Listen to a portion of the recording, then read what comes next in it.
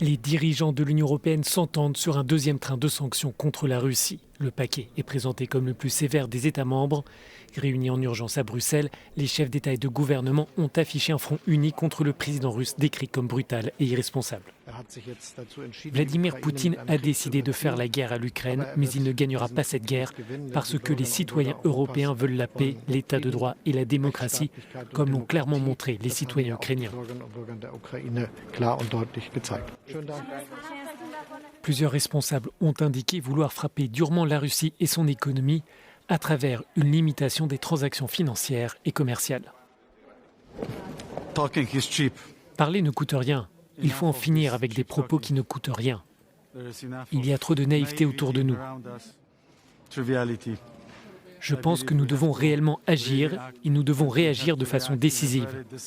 Des civils sont tués actuellement toutes les minutes, toutes les heures.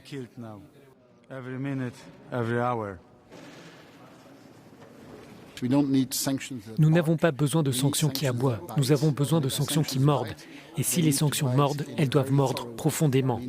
Cela signifie qu'il faut des sanctions qui ont un impact fort sur la Russie. Ces mesures concernent les secteurs de la finance, des transports ou encore de l'énergie. Elles prévoient aussi un contrôle des exportations. L'objectif est d'affaiblir l'industrie russe, mais aussi les consommateurs russes. Les 27 soulignent d'ailleurs qu'ils pourraient renforcer plus encore leurs sanctions en fonction de la situation.